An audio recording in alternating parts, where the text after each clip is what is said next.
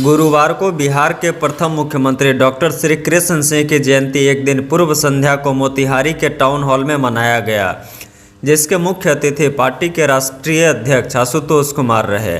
इस मौके पर पार्टी के अन्य पदाधिकारी सहित राष्ट्रीय अध्यक्ष ने श्री बाबू के बताए रास्ते पर चलने का प्रण लिया। आशुतोष कुमार ने कहा कि श्री बाबू सभी धर्म समाज के हितों की बात करते रहे और अपने समय में आज़ादी के बाद सबसे तेज़ी से तरक्की करने वाला राज्य बिहार को बनाए, लेकिन पिछले कुछ वर्षों में उनके द्वारा स्थापित सभी कारखाने सरकार के उदासीन रवैया के कारण बंद हो गया है।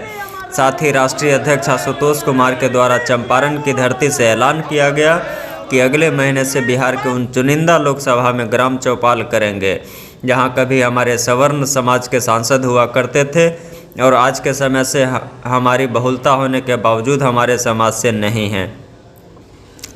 कार्यक्रम के दौरान सीवान के पूर्व जिला पार्षद मेनका रमन अपने दर्जनों समर्थक के साथ पार्टी की सदस्यता लेते हुए अपने वक्तव्य में डॉक्टर श्री कृष्ण बाबू के लिए भारत रत्न की मांग की।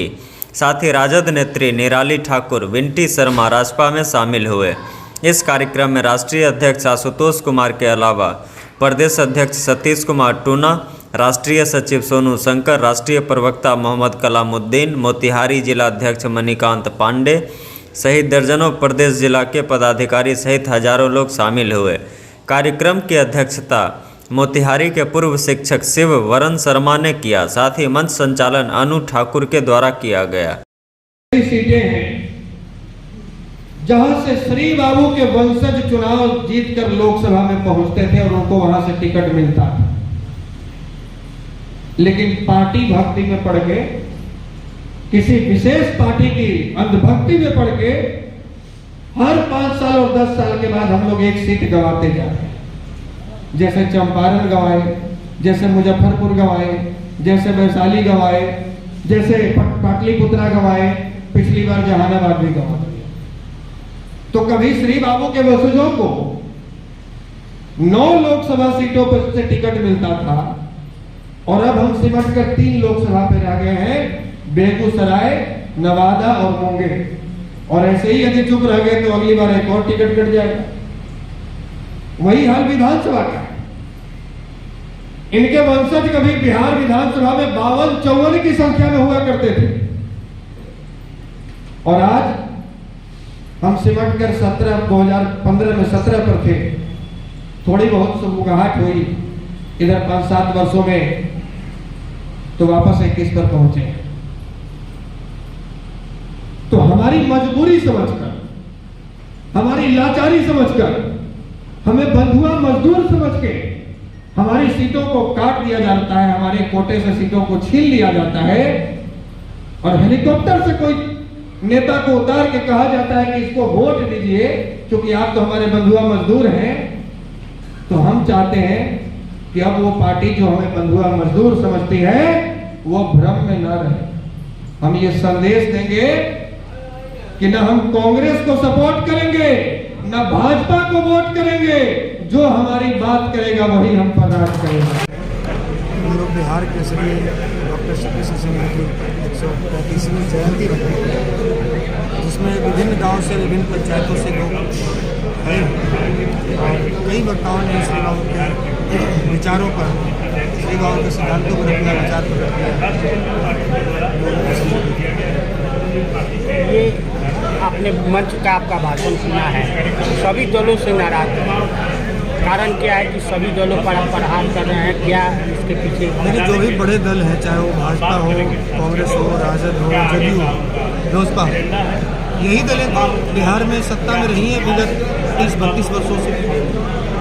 तो कहीं ना कहीं बिहार की दुर्दशा की जिम्मेवारी भी इन्हीं के ऊपर जाती है। जो लोग सत्ता में रहे, सत्ता की मलाई खाए और बिहारियों को ठोकर खाने के लिए छोड़ दिए, बिहार को बेरोजगार पैदा करने वाली फैक्ट्री बनाकर छोड़ दी।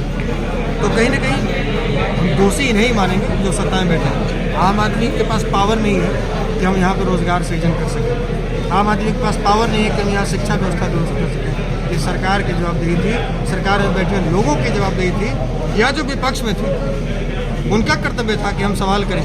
तो विपक्ष के लोग या पक्ष के लोग केवल राजनीति करते हैं, केवल कुर्सी बचाने में लगे रहते हैं। बिहार और बिहारियों की अस्मिता से उनका कोई संबंध नहीं। नीतीश कुमार को क्या संदेश देना? नीतीश जी को अब संदेश देने से फायदा भी नहीं है।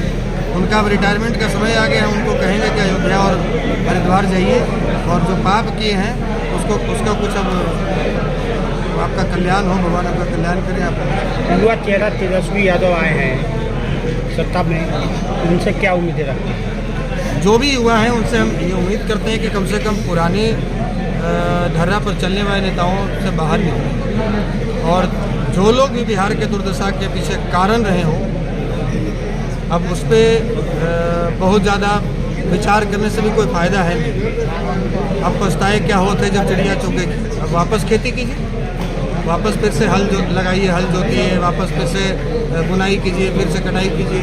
मतलब बिहार को एक पुनर्जीवित करने की आवश्यकता है, नवनिर्मित या फिर से एक सशक्त बिहार बनाने की आवश्यकता है। और उसके लिए हम चाहते हैं कि जो भी युवा नेतृत्व हों, चाहे किसी भी दल के हों, युवाओं से ही उम्मीद हम करेंगे, बुजुर्गों का आशीर्वाद मार्गदर्शन होगा। अच्छा, अंतिम सवाल ये है कि कृष्ण बाबू के आप लोग जयंती मना रहे हैं और इसे एक तरह से देखा जाए तो एक राजनीतिक हथियार के रूप में अपना रहे हैं, आपकी पार्टी अपना रही है, चाहे कांग्रेस पार्टी भी अपना रही है, तो इसके पीछे क्या मंशा दिख रही है? देखिए, श्री बाबू जैसे विभूति के लिए ये शब्द इस्तेमाल करना मेरे हिसाब से उचित नहीं। जो लोग राजनीति के लिए यदि भंजा रहे हैं तो उससे बड़ा कुकर्मी कोई धरती पर होगा नहीं। और ये दुर्भाग्य की बात होगी कि जिन्होंने अपना पूरा जीवन इस बिहार के लिए समर्पित किया, दलितों के लिए, पिछड़ों के लिए, तमाम वंचितों के लिए समर्पित किया, और उनके नाम पर राजनीति हो तो इससे घृणित कोई काम हो नहीं सकता है। ऐसे आदर्शों को, केवल ऐसे महापुरुषों को हम याद करें, यही हमारे लिए सौभाग्य की बात है। हम इनके दिखाए रास्ते पर चलें। हम इसलिए जयंती मना रहे हैं ताकि इनसे, इनके जीवनी से हमें कुछ सीख मिल सके और बाकियों तक भी हम लोग कुछ संदेश पहुँचा सकें। आपकी पार्टी अगर सत्ता में आती है या फिर अच्छा करती है तो आपका क्या पहला काम है? बिहार में रोजगार से बड़ा तो कोई समस्या है नहीं। सबसे बड़ी समस्या रोजगार है और रोजगार सृजन के लिए जो कुछ भी कदम उठाना होगा हम लोग उठाएंगे। Thank you.